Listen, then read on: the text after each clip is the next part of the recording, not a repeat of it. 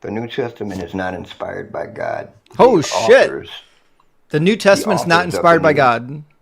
The authors of the Synoptic Gospels wrote a testimony of the things that they saw. Yeah, but they said that Jesus did things in order to fulfill prophecies. So when they said that, they weren't telling the truth. He just admitted that the New Testament's a lie. Glad we can finally come to some kind of agreement.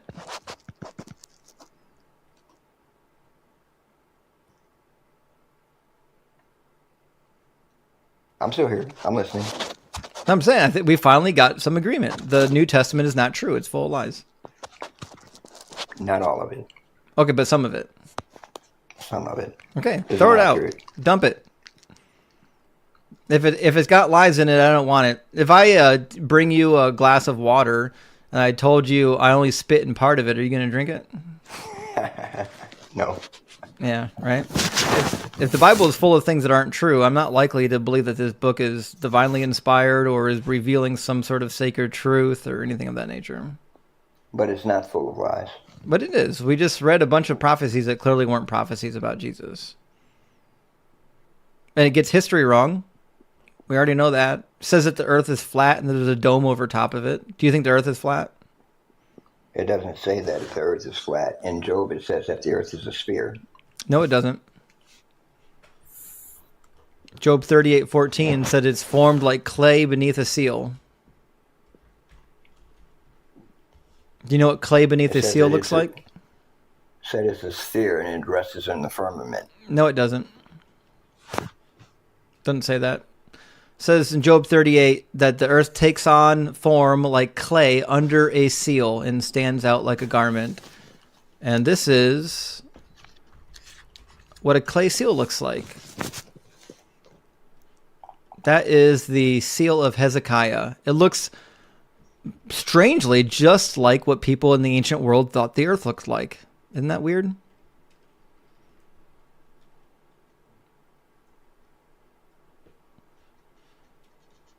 There's not a single passage in the Bible that says the earth is a sphere. And you're confusing Job with Isaiah 40 verse 22 that says it's a disc. It doesn't say it's a sphere.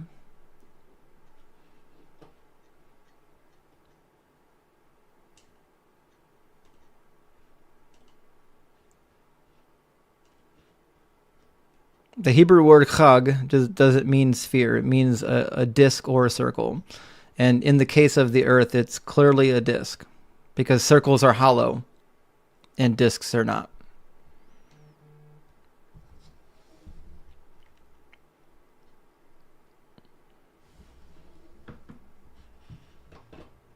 I think Gary might have something to add. Gary, you got anything to add to this? Oh, just that it seems pretty silly to accept the book if so much of it is just so wrong.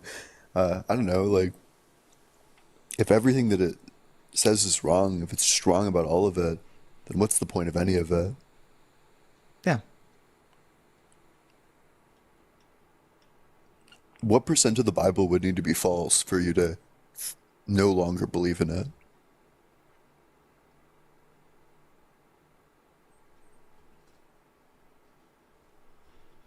Are you asking me a question? Yeah. What percent of the Bible would need to be false for you to no longer believe in it?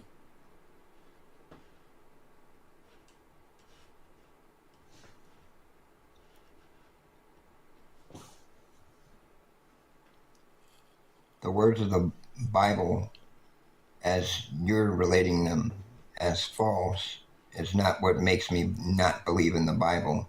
The teachings in the Bible are what I believe in. So if the Bible was 100% false, would you still believe in it?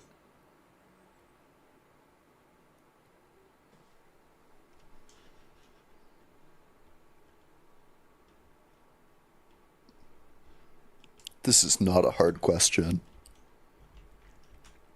On the contrary, Doug is always hard. Praise Doug.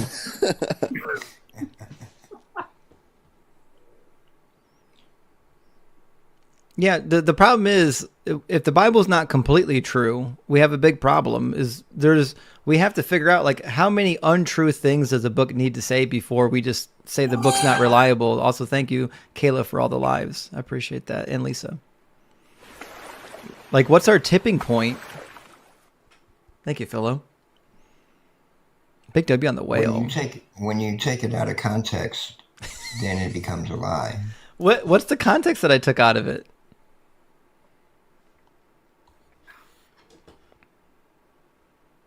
That's right, Flanker. Flanker says that's why flat earthers exist. They need the earth to be flat to make the Bible literally true. That I agree. If Christianity disappeared tomorrow, there wouldn't be flat earthers in America. But how much of the Bible needs to be true before we say that it's trustworthy, or untrue before we say that it's just not trustworthy? 1%. 1%? Mm-hmm. So if 1% of the Bible is untrue, then we can throw it out. If 1% of the Bible was true, I would believe in it. Oh, if only 1% of it was true and 99% was untrue, you would still believe in it? Yes. So when are you converting to Muslim, to Islam? I am not. Let's go. Do you like sand? What is your question? Well, I'm just saying that there's a location on the other side of the pond where people practice that religion. Since you're converting to Islam, I'm not converting to Islam. You don't want to go be with your people? You said, listen, the Quran is at least 1% true. I know it's true. Do you know that Mecca is a real place? I do. Do you know what Mecca is? Well, that's irrelevant. I'm saying that at least 1% of the Quran is true. So when are you converting to Islam? I know exactly what it is. That's irrelevant. We're talking about whether or not believing something because it's 1% true is a means to like hang your whole life on it. Well, they got the Mecca from the Bible, and that's an actual historical place where Abraham... Literally no one cares about that. So we're talking about whether or not you should believe something that's only 1% true. Why is that?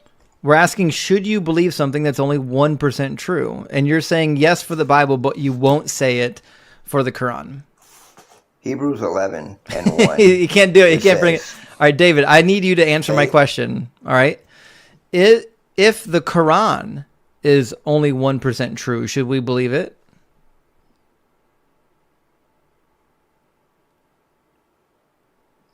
People believe it. That's not an answer. That is not an answer, man. David, I have a question for you. So if you bought a book on how to fix your car and only 1% of it was correct, but 99% was correct, would you trust that book on how to fix your car? I would apply the part that works. How would you know? But that didn't answer the question. That didn't answer my question, David. My question is, would you trust the book on how to fix your car if you knew, you were well aware that 99% of the book was false? I would take the question, David. I would take the information that I knew was false, and I wouldn't apply it, and I would apply the information that was true. But you don't know what's true and what's false when you first get the book. You just know that only 1% of it's true. So why would you buy a book knowing that 99% of it's not true? When you did your research, as you're well-versed, you took out the things and you kind of elaborate on the things that you know are false, but you steer away. Like whenever I start a conversation about the things that have been found true, you steer away from that and you keep focusing on just the things that are false. Well, I never said the Bible is 100% false. So that's never been a claim of mine. I've never claimed that the Bible is 100% false. Okay, so that's the part that we should go with, the parts that are true. How do you know what parts are true? Most of them are historically accurate. Like what? Daniel, thank you for the $2 super chat. Daniel says he will die on the road and go to heaven. I'm sorry, Daniel. I may not understand what you're saying there. So listen, if the Bible is only 1% true, it doesn't matter that it got a couple things right. A dead clock is right twice a day. It means nothing to me. The fact that like Jerusalem exists or King David existed doesn't mean anything to me, because this book is talking about someone's eternal salvation, and that if you don't believe what is written in the book, that you'll burn for ever in That's not what eternity. it says. That's not what it says. That's not what grace is at all. Yeah, you will Grace love does Jesus. Not, grace does not. No, You'll love grace does Jesus not or you will require you burn. to believe in the Bible. It says you will love Yes. Jesus or you will burn. Now we can talk. Yes, Okay, and that's horrific. that is not. Because the book that attests to his existence is just demonstrably saying things that are untrue. So I have no reason to believe that Jesus is the Messiah you or the are Son of God, relying- which means that God gave me faulty information to make decisions on. So if God is going to give us faulty information to make our decisions on, and then he burns us for all of eternity because of those decisions, then he's a barbarian.